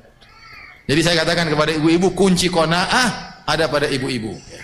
Kalau ibu-ibu qanaah, suaminya insya Allah nurut. Kapan kita qanaah, kita bahagia. Kapan kita tidak qanaah, kita sengsara. Waktu terbuang-buang. Allah mengatakan, alhaakumut takatsur hatta zurtumul maqabir. Sungguhnya sifat memperbanyak itu telah membuat kalian lalai. Allah tidak berbicara orang miskin kerja karena kesuap nasi membuat dia lalai. Tidak. Allah berbicara tentang yang berlomba-lomba banyak-banyakan. Maksudnya apa? Sebenarnya dia sudah cukup. Sebenarnya tidak perlu. Tapi karena ingin banyak-banyakan, banyak aset, banyak ini, banyak mobil, banyak rumah, banyak. Akhirnya waktunya habis. Ya, untuk bangun satu rumah saja perlu waktu lama. Setahun mungkin bangun rumah satu. Belum ngontrolnya, belum ini, belum gambarnya. Itu waktu semua. Kalau tidak perlu, rumah ini tidak perlu. Coba kalau kita gunakan baca Quran, ikut pengajian, betapa banyak tabungan kita di akhirat. Kecuali kalau Anda perlu rumah baru, nggak ada masalah. Kalau Anda nggak perlu, ngapain? Hanya memperbanyak aset, ngabisin waktu, akan memperberat hisab Anda pada hari kiamat kelak. Jadi lihat ke bawah. Terutama antum orang-orang Bekasi, kan tidak semua kaya. Kalau kita bicara di orang kaya, mungkin ya orang-orang yang hidupnya tengah ke bawah harus sering lihat ke bawah lagi ya. Lihat sering ke bawah. Ya. Jadi agar kita bersyukur kepada Allah. Kalau masalah dunia Allah suruh lihat ke bawah. Masalah akhirat Allah suruh lihat ke atas, semangat terus. Dunia lihat ke bawah. Kapan kita lihat ke bawah, kita qanaah, maka kita akan bahagia. Maka sekali-sekali ajak keluarga, ya misalnya tidur di rumah saudara yang susah, paksa, biar dia tahu bagaimana hidup susah itu kayak apa. Ya sekali-sekali kita bawa ke hotel, sekali-sekali kita bawa ke rumah yang susah. Anak-anak pun demikian, terkadang harus susah. Ajarin bahwasanya tidak semua dalam kondisi enak, terkadang susah. Jadi mereka terbiasa untuk qanaah. Ya. Apa kata Imam Syafi'i rahimahullahu taala? "Idza ma kunta dza qalbin qanu'in fa anta wa malikud dunya sawa'u." Kalau kau memiliki hati yang qanaah, sungguhnya kau dan raja sama saja. Sudah, raja itu dia mau apa? Dia mau puas. Sehingga dia bangun ini, bangun anu, nguasai ini, nguasai anu, punya macam-macam supaya dia puas. Lah Anda kalau sudah puas meskipun tidak punya apa-apa, Anda sudah bahagia sebagaimana kebahagiaan yang dikejar oleh sang raja.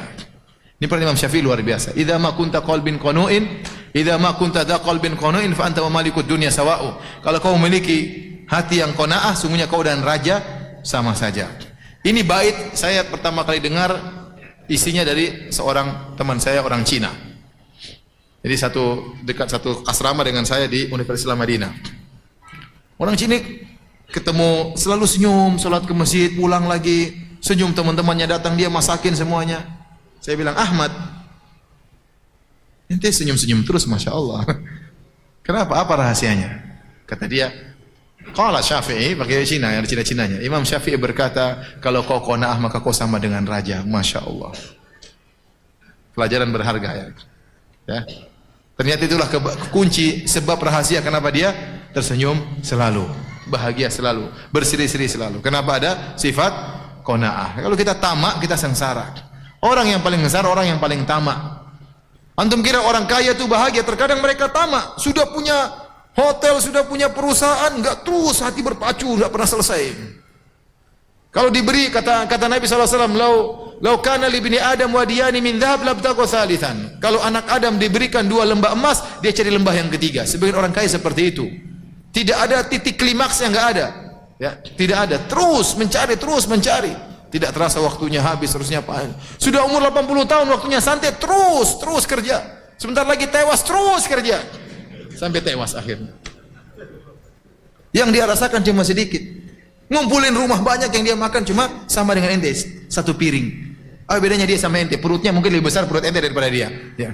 Dia makan sedikit selesai. Takut ini ente makan banyak-banyak. Ente lebih bahagia makan lebih banyak daripada dia.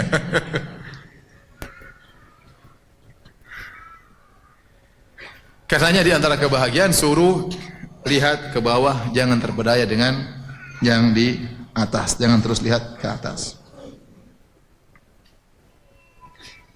Kemudian di antara sebab kebahagiaan, perbanyak istighfar, bertobat kepada Allah.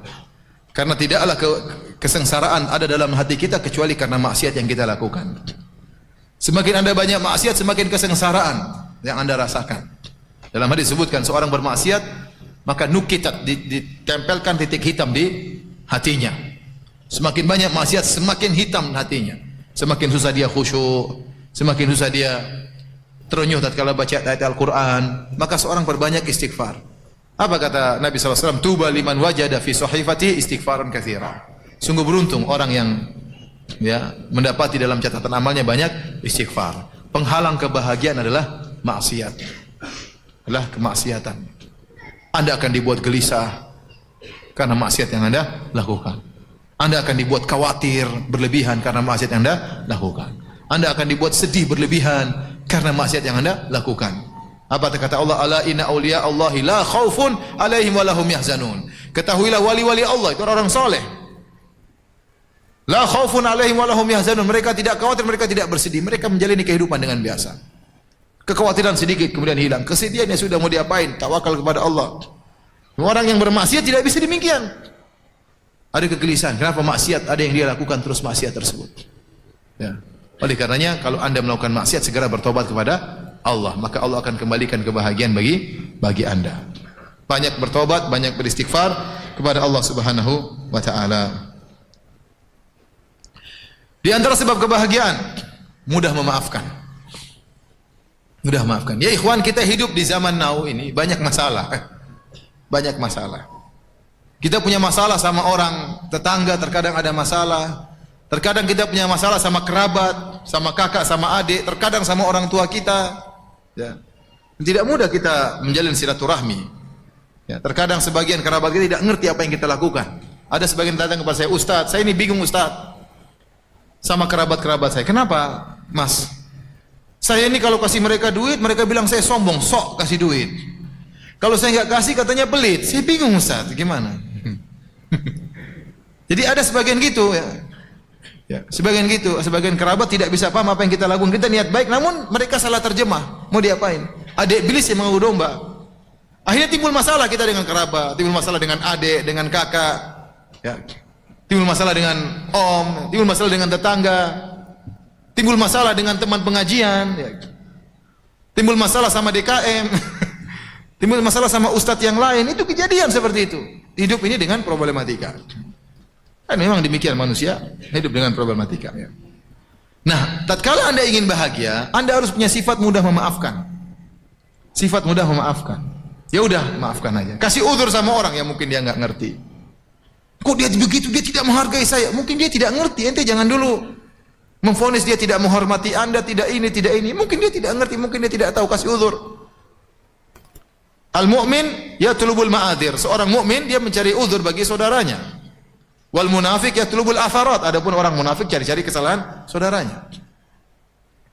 Kalau memiliki sifat mudah memaafkan, Anda akan bahagia. Oleh karenanya para anbiya, para nabi, orang-orang yang berjiwa besar, dada mereka sangat lapang, dimusuhi oleh kaum, tapi mereka mudah memaafkan, jadi mereka hidup bahagia. Kalau orang dadanya sempit, badannya besar, dadanya sempit, sedikit-sedikit ngomel, sedikit-sedikit marah, sedikit-sedikit nggak bisa tidur, stres. Kenapa? Tidak mudah memaafkan. Mau tidur mikir si fulan kurang ajar, si fulan kurang ajar, si fulan murojaah, dendam. Terus gimana mau tidur? Gimana mau tidur? Dada kita ini sudah sempit kalau kita nggak isi. Kalau kita isi dengan Al-Quran, isi dengan hadis-hadis Nabi, isi dengan pengajian, kita bahagia. Tapi kalau sudah isi tentang berita-berita pembunuhan, berita macam-macam, diisi lagi dendam, kusumat kepada si fulan, wah gimana mau bahagia? Dada kita nggak kuat, meledak ini gara-gara diisi dengan hal yang tidak benar seperti itu. Kalau Anda mudah maafkan, Anda bahagia. Anda bahagia. Allah angkat derajat Anda dan Anda akan bahagia. Ya. Kalau kita tidak mudah maafkan, akhirnya terkadang permasalahan kita bawa ke rumah. Istri ikut kena, anak-anak ikut kena. Ya sudah, bagaimana cara maafkan Ustaz? Ya sudah, itu sudah takdir, mau diapain? Orang itu pasti mencela saya, sudah ditakdirkan 50.000 tahun sebelum Allah ciptakan langit dan bumi, dia pasti mencela saya. Mau diapain? Ya sudah, ente mau apa? Ya sudah, terima aja. Ya udah, maafin aja lah. Allah sudah takdirkan. Kalau Anda maafkan dia, Anda akan dimaafkan oleh Allah Subhanahu wa taala. Kita harus nonton lagi. Ya udah, dia mungkin mencela saya karena ada dosa yang pernah saya lakukan. Dan benar. Akibat dosa yang pernah saya lakukan, maka akhirnya dia mencela saya. Tidak ada ya sesuatu musibah yang menimpa kita kecuali karena dosa yang pernah kita lakukan. Nah, kalau Anda mudah maafkan, terutama para ibu-ibu, mudah maafkan. Kalau saya yang punya salah, maafkan. Jangan marah-marah terus ya. Marah boleh, tapi sebentar, jangan lama-lama ya. 5 menit, setengah jam paling maksimal marah. Setelah itu sudah. Ngapain dendam lama? Dan paling tidak enak kalau seorang bermasalah sama orang dekat. Paling tidak enak. Kalau ente punya musuh di Amerika, nggak ada masalah. Sudah ente debat-debat di internet, maki-makian, sudah nggak pernah ketemu. Tapi coba kalau ente punya teman ribut sama teman kantor, tiap hari ketemu dia. Kan kita jadi nggak enak hidupnya. Tiap hari dia lewat sini, dia belok timur, kita belok selatan ya. Kita belok ting, belok ting, repot. Repot di dalam kantornya kecil, jadi muter-muter situ saja ketemu terus. Nggak enak, nggak enak. Punya masalah sama tetangga nggak enak, tiap hari ketemu di masjid. Akhirnya cari masjid lain, sholat di masjid sana. Menyiksa diri, saya udah maafkan, selesai ngapain? Udah kita hidup. Dia maki-maki, sudah saya maafkan, sudah selesai. Ya. Jadi kita yang tentram, dia yang gelisah. Biarin dia gelisah, dia tidak mau ke masjid, kita terserah. Tapi nanti maafkan. Ya saya maafkan Islam. Jadi kita tentram, santai, nggak ada beban. Kalau masalah sama orang dekat gak enak, masalah sama adik, masalah sama kakak, masalah sama ibu, penderitaan bagi kita. Apalagi kalau masalah sama istri, sudah bingung. Apalagi istrinya cuma satu, setengah mampus. Udah rumah kecil, muter-muter sana, udah itu ketemu lagi, dia lagi. Udah mending ente maafin, sayang. Maafkan saya, sayang. Udah sayang, nanti saya belikan emas saya. Nanti saya belikan sayang. Udah peluk dia, cium geningnya, itu udah selesai. Ya. Kasih emas selesai, udah selesai. Ajak makan selesai. Perempuan kan suka dikasih hadiah. Bukannya kita bilang dia matre, tidak. Dia suka dikasih hadiah. Apalagi kalau hadiahnya banyak ya. Udah ambil hatinya. Ente omelin, ente perempuan nggak boleh begini, tapi ente nggak pernah kasih apa-apa. Ceramah aja suami saya itu. Jadi para hadirin, kalau mau hidup bahagia mudah maafkan. Ngapain hidup kemudian marah-marah? Apalagi jadi dai, kemudian lihat orang komentar emosi. Ngapain ya? Sudahlah, dia mau komentar maki biarin aja lah. Sudahlah, itu sudah ditakdirkan. Ente nggak bisa menghindar. Kalau ente nggak kuat seperti ini, nggak usah jadi dai. Sedikit emosi, balas lagi. Ngapain? Nggak usah jadi dai kalau gitu. Berarti ente tidak berhak jadi dai. Mundur aja. Kasih orang lain yang jadi dai. Ya. Emosian. Mau jadi DKM masjid emosian, ngapain DKM masjid? Ente DKM masjid, ente ngurusin banyak orang. Kalau orang sudah siap ngurusin banyak orang, siap menghadapi permasalahan. Kalau sudah siap menghadapi permasalahan, lapangkan dada.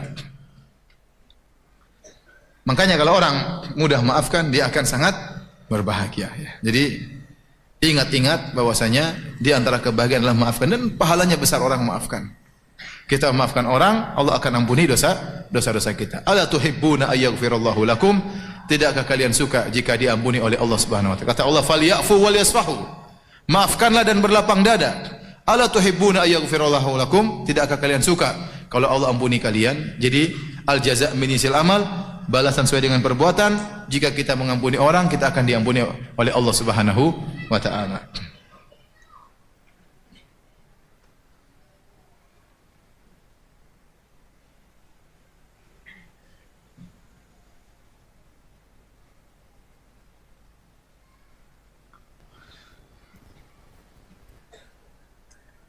Baik, yang terakhir sebelum kita buka tanya jawab, ya. Di antara sebab kebahagiaan yang disebut oleh Syekh Sa'di rahimahullahu taala adalah membantu orang lain. Membantu orang lain. Tadi sudah saya isyaratkan di awal pengajian juga. Barang siapa yang berusaha memberi kebahagiaan kepada orang lain, Allah akan buat dia bahagia. Ya. Saya selalu ingat, ya. Sejak saya kenal beliau, Ustaz Abu Sa'ad rahimahullahu taala, ya, bagaimana beliau punya perhatian untuk memberikan kebahagiaan kepada orang lain. Tidak ada musibah menimpa kaum muslimin kecuali dia hadir di situ. Ada orang kena gempa, dia kumpulkan uang, dia bawa ke sana. Terjadi peperangan, dia pergi ke Suriah, dia pergi ke Yaman, dia pergi kemana-mana membantu kaum muslimin, bawa bantuan ke Palestina. Subhanallah, waktunya saya bilang, ini orang bahagia atau tidak? Dia lebih bahagia daripada kita mungkin. Kenapa? Dia bantu orang, lihat orang senang, dia ada kebahagiaan yang Allah berikan kepada dia. Jadi waktunya demikian aja, habis untuk bantu kaum muslimin. Jadi orang ini luar biasa. Saya belum pernah menemukan di alam nyata saya lihat seperti Ustaz Abu Sa'ad rahimahullahu taala. Untuk bayangkan, waktu saya baru menikah. Saya baru menikah ya sama istri saya ya, yang sekarang ya. Ya, saya dulu nggak punya modal waktu menikah sama istri. Ya, saya ingat akan hal tersebut ya. Modal saya cuma 140.000 untuk apa? Untuk mahar. Itu pun 70.000 saya utang. Maka saya bilang, maharnya apa? Fulana, kata dia, terserah. Ya sudah. 170.000 kan sedikit, saya belikan buku supaya banyak. Tebal. Si buku. Nggak ada hotel. Ya mau nyewa hotel mau malam pertama, sementara mahar aja duit nggak ada. Akhirnya ya sudah, nikah aja. Ustaz Abu Sa'ad yang semangat waktu itu. Dia udah ada hadir dalam acara, dia memberikan muqaddimah ya. Kemudian dia bilang, sudah Firanda nggak usah mikir. Itu waktu itu saya murid, dia guru. Ustaz Abu Sa'ad guru saya, dan saya belum dikenal ya. Belum dikenal, belum ada yang panggil-panggil ya. Tidak seperti sekarang ya. Belum ada. Jadi saya siapa? Kata saya siapa? Baru mau nikah, belum siapa-siapa. Saya muridnya Ustaz Abu Sa'ad. Tapi ada guru yang baiknya luar biasa. Maka dia tinggalkan rumahnya sama istrinya. Dia entah tidur di mana, istrinya tidur di mana. Kata dia, udah Firanda pakai rumah saya untuk malam pertama. Jadi saya malam pertama di mana? Malam pertama, malam kedua, malam ketiga di rumahnya Ustaz Abu Sa'ad rahimahullah taala. Ada orang menakjubkan seperti ini. Luar biasa. Kita bahagia lihat dia seperti itu sama kita, mungkin dia lebih bahagia. Buktinya dia tidak pernah berhenti dari kegiatan seperti itu, berarti dia bahagia. Allah kasih dia kebahagiaan. Ternyata dia bantu kaum muslimin, ada kebahagiaan yang Allah berikan yang mungkin tidak kita rasakan. Saya ketemu dengan kawan di Universitas Madinah, orang Pakistan. Tanya, Firanda, kamu kenal si fulan? Oh, saya kenal. Saya kenal juga ada yang lulusan Pakistan, si fulan. Enggak, yang ini. Siapa? Ustaz Abu Sa'ad kata dia. Yang lain juga saya kenal, tapi ini Abu Sa'ad. Kenapa? Dia itu pernah bangunkan rumah teman saya di Pakistan, jadi kuli bangun rumah enggak dibayar. Subhanallah. Jadi memang pembawaan dia seperti itu, luar biasa ya. Begitu datang dari Pakistan langsung mengumpulkan uang untuk membantu kaum muslimin di Ambon waktu terjadi apa? Peperangan. Pertama saya kenal beliau. Akhirnya dia ngajar saya, akhirnya saya pakai rumahnya, alhamdulillah. Jadi ada kebahagiaan yang Allah berikan kepada orang yang membantu orang lain. Makanya kalau sahabat datang kepada Nabi, yaksu qaswata qalbihi, dia mengeluhkan tentang yashku qaswata qalbihi, dia mengeluhkan tentang keras hatinya. Maka Rasulullah SAW mengatakan, in arata talyina qalbik, kalau kau ingin melembutkan hatimu, ya, fa'atmi'il miskin wamsah ala ra'sil yatim, maka beri makan kepada fakir miskin dan usap kepala anak yatim. Itu akan melembutkan hatimu. Apa Rasulullah SAW arahkan agar membantu orang lain, berikan kebahagiaan bagi orang anak yatim, tidak punya ayah, tidak punya ibu, jarang ada yang mengusap apa? Kepalanya. Anak-anak yang lain disentuh kepalanya oleh bapak dan ibunya, dia tidak ada yang sentuh. Antum datang sentuh kepalanya, tapi jangan sentuh terus, kasih duit juga. Sentuh-sentuh aja terus. Om ngapain om? Sebentar. Kasih duit juga biar dia senang, jangan diputar-putar aja kepalanya. Tapi dia rindu akan hal tersebut. Anda kasih kebahagiaan bagi anak yatim, Allah kasih bahagia sama Anda. Hati Anda tadinya keras jadi lembut. Kasih makan orang miskin, kasih makan orang susah, nanti dapat kebahagiaan. Kenapa? Al-jaza' min jinsil amal, balasan sesuai dengan perbuatan. Anda berikan kebahagiaan kepada orang lain, Anda akan ditambah kebahagiaan oleh Allah Subhanahu wa taala. Ya. Makanya para hadirin terus sempat sisihkan waktu untuk memikirkan kaum muslimin. Kalau Anda enggak bisa kasih duit, pikir yang bagaimana caranya. Bagaimana pengajian bisa jalan, bagaimana masjid bisa orang tentram. Mikir kaum muslimin.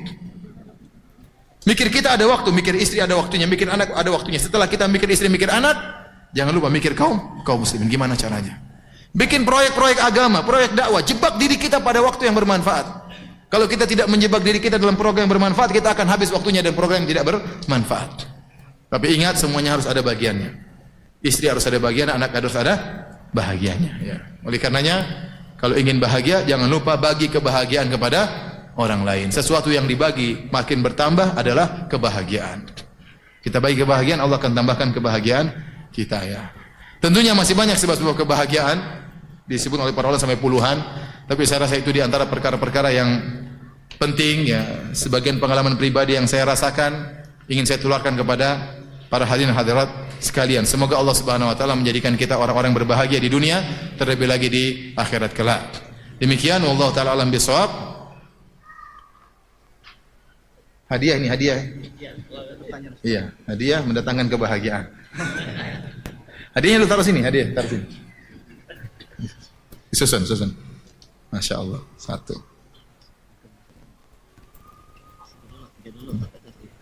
Ada berapa? Banyak. Taruh semua. Taruh semuanya, masuk. Menambah kebahagiaan.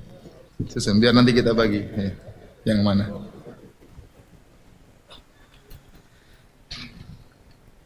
Ini ada anunya, level bebas ya? Oh, bebas ya. Bebas ya, ini hadiah banyak sekali ya. Jangan terpedaya dengan besar kecilnya ya. Bisa jadi yang kecil lebih baik daripada yang besar. Dan bisa jadi yang kecil lebih buruk dari yang besar ya. Taib.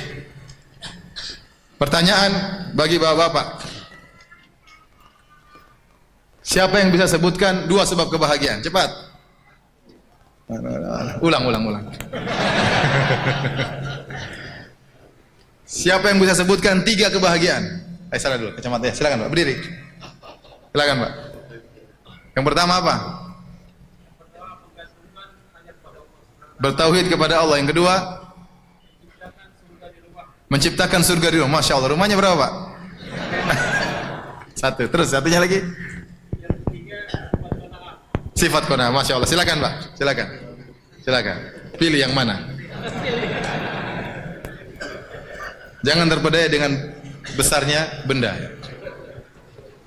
Betapa banyak yang kecil tapi lebih hebat ya. Baik, silakan. Oh ya udah, yang sedang ya. Masya Allah. Pertanyaan berikutnya, siapa yang bisa sebutkan 1 sebab kebahagiaan dengan dalilnya? Ya, dengan dalilnya. Mana? Tunggu, nggak jadi. Jangan. Satu di sana. Silakan. Ya. Ya. Masya Allah, berzikir kepada Allah, ala bidzikrillah tatmainnul qulub. Silakan. Masya Allah.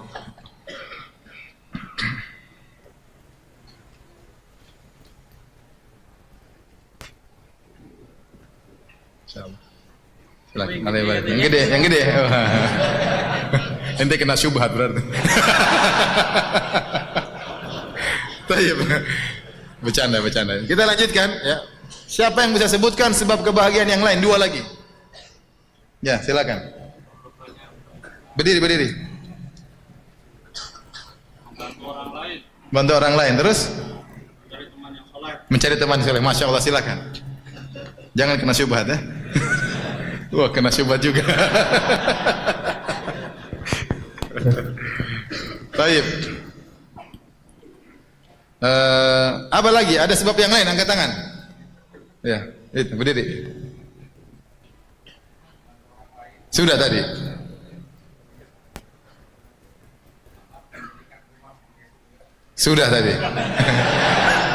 Tunggu dulu, belum kasih kesempatan ya, akhi.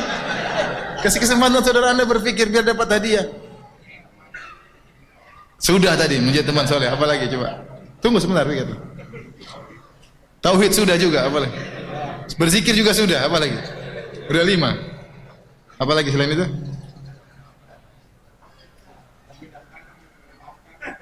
Masya Allah, sini. Ya, akhi sabar ya, akhi, teman mau dapat nggak mau, ente yang ambil terus ya. Silakan, pilih yang mana? Ada judul-judulnya, sehingga pilih yang mana? Ada judul-judulnya. Jangan 2, 1 aja. Oke, sip. Baik. Seperti biasa, siapa yang paling datang dari tempat yang paling jauh? Angkat tangan. Yang paling tempat paling jauh. Dari mana? Saya bukan dari mana? Dari mana? Cibarusa. Ada yang lebih jauh dari Cibarusa? Hah? JPL itu lebih jauh kan? Lebih dekat. Dari mana? Dari mana? Dari Kebumen. Saya nggak tanya asal dari mana. Benar, dari Kebumen jauh, tapi maksud saya yang datang pengajian langsung dari temannya Kebumen. Sini apa sini. Saya dari Papua masalahnya. Silakan, fadal.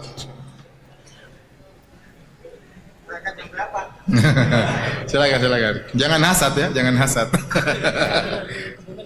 Dari Kebumen ke sini. Benar, dari Kebumen ke sini coba. Masya Allah beneran. Silakan. Ambil 2 kalau begitu. Ambil 2 buat istrinya, ambil 1 lagi. Ambil lagi apa? Ambil apa?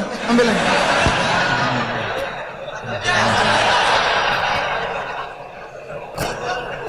Beneran dari Kebumen. Masya Allah.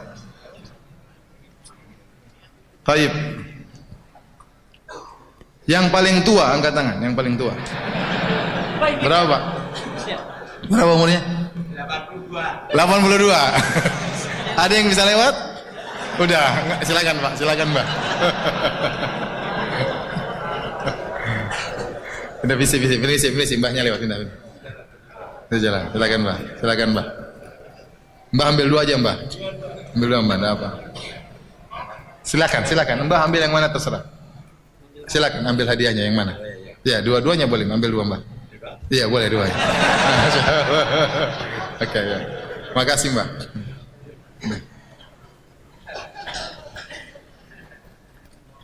Apalagi nggak habis-habis ya. Masya Allah, banyak hadiahnya. Sudah, ini bagi-bagi yang duduk di depan. Di depan. Bagi-bagi depan. Umahat nanti bapaknya yang belikan hadiahnya. Sudah, jangan berebut. Enggak boleh. Ya. Hah? Enggak. Ini buat umahat aja ya. Buat umahat 2 pertanyaan. Sebutkan 1 dalil saja. Ada mic-nya kan? Ada mic-nya? Enggak ada. Repot ya. Repot. Ya udahlah, ini umahat yang paling tua ya. Ini umahat yang paling muda tapi belum nikah ya. Bukan, yang paling tua tapi belum nikah ya. Nggak usah sebut namanya ya. Ini yang paling tua belum nikah. Yang ini yang paling tua umurnya ya.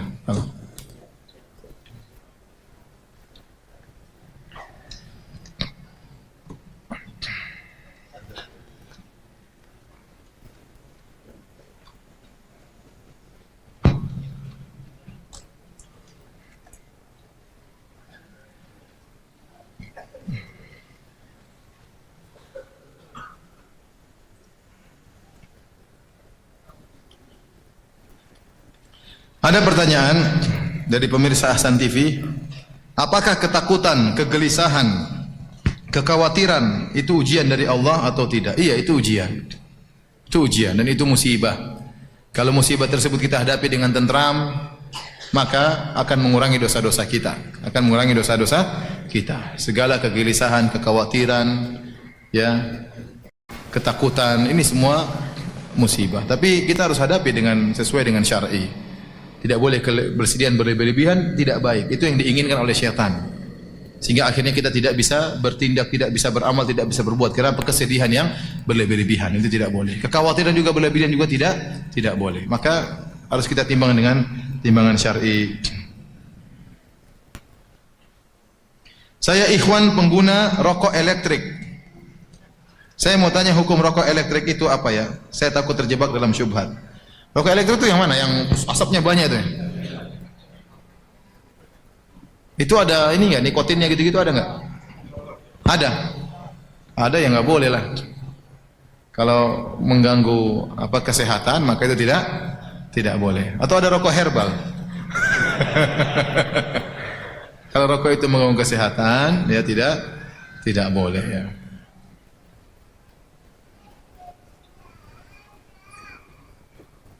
Ustaz mau tanya, apakah bid'ah termasuk dalam dunia juga? Tidak. Perkara dunia bukan bid'ah ya. Mikrofon bukan bid'ah, televisi bukan bid'ah ya. Bid'ah tidak berkaitan dengan sarana, bid'ah berkaitan dengan tujuan. Masjid, pondok di zaman Nabi tidak ada pondok. Apakah pondok bid'ah? Tidak, itu sarana untuk belajar. Sarana untuk belajar ya. Di zaman Nabi tidak ada ilmu nahwu dan shorof. Maka itu bukan bid'ah karena itu bukan tujuan. Itu hanyalah sarana untuk belajar bahasa Arab supaya mudah memahami Al-Quran dan Sunnah. Di zaman Nabi tidak ada ilmu jarh wa ta'dil, ilmu tentang kredibilitas para perawi, mengetahui kredibilitas para perawi. Di zaman Nabi tidak ada karena tidak perlu para sahabat dengan langsung hadis dari Nabi. Di zaman sekarang ada ilmu tersebut untuk memeriksa rawi ini thiqah atau dhaif, tapi itu adalah sarana. Di zaman Nabi tidak ada jembatan. Jembatan digunakan untuk kebaikan, enggak ada masalah. Saya sering sampaikan contoh seperti masalah tasbih. Kita dalam banyak hadis ada zikir-zikir yang harus dihitung. Terus seorang bebas dia ingin berzikir berapa kali terserah, mungkin saya hitung hari ini 100 200 lama tidak dia meyakini sesuatu. Ya. Tapi ada zikir-zikir yang perlu hitungan. Nah, kalau orang menggunakan tasbih sebagai alat bantu hitung, maka itu enggak ada masalah. Karena itu hanyalah sarana untuk menghitung. Tapi kalau tasbih tersebut dijadikan ritual, kalau tasbih dengan zikir dengan tasbih lebih besar pahalanya, apalagi tasbihnya sudah diinapkan di kuburan, apalagi tasbihnya terbuat dari kapal kayu Nabi Nuh. Saya pernah ditanya begitu, Ustaz, bagaimana hukum tasbih yang terbuat dari kapal kayu Nabi Nuh? Dari kayunya kapal Nabi Nuh. Ini gimana ini? Sudah kapal Nabi Nuh dirusak lagi dibikin tasbih ya. Tasbih taruh gantungan, jadikan buat apa? Jadi digantungkan, dikalungkan. Ada orang seperti itu, tasbih jadi kalungkan. Enggak perlu. Itu berarti bukan jadi sebagai sarana lagi. Ya. Lu tasbih besar-besar begini buat apa? Tasbih kecil yang penting bisa buat apa? Hitung. Enggak boleh tasbih panjang sekali. Enggak perlu. Yang penting bisa. Kalau enggak ada tasbih pakai yang ini juga digital boleh. Jadi kan alatnya fungsinya untuk apa? Menghitung. Ada tasbih, saya lihat besar. Saya bilang ada lagi yang lebih besar enggak? Katanya enggak ada. Ini paling besar ya. Zikirnya subhanallah, subhanallah, subhanallah. Ya udah begini aja penting subhanallah, subhanallah. Jadi beda antara sarana dan tujuan, beda antara dunia dan masalah agama.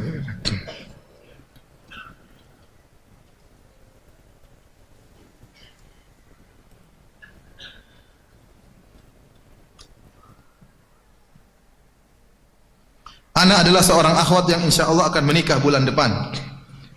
Ustaz, waktu saya ta'aruf dengan seorang ikhwan sekitar bulan Desember dan di khitbah bulan Januari, alhamdulillah lancar dan tidak ada kendala. Tapi qadarullah setelah khitbah ternyata saya dan ikhwannya banyak mengalami ujian Ustaz. Seperti masalah keuangan dan pekerjaan ikhwannya yang habis kontrak. Sampai saat ini ikhwannya masih berusaha untuk mencari pekerjaan kembali. Ustaz, apakah arti semua itu? Apakah ini ujian yang pasti akan dialami semua pasangan? Mohon doanya Ustaz agar saya dan ikhwannya diberikan kemudahan dalam menghadapi ujian tersebut. InsyaAllah dimudahkan. Jadi ini belum nikah ya? Belum nikah. Ya namanya hidup pasti ada ujian. Yang penting ikhwannya serius. Suruh dia cari kerja dulu. Ya, suruh cari kerja dan doakan semoga dimudahkan dapat kerja, baru melanjutkan pernikahan.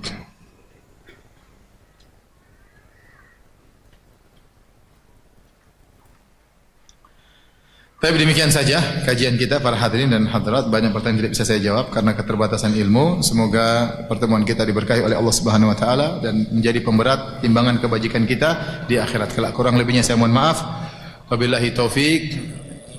Alhamdulillahirabbil alamin. Assalamualaikum warahmatullahi wabarakatuh.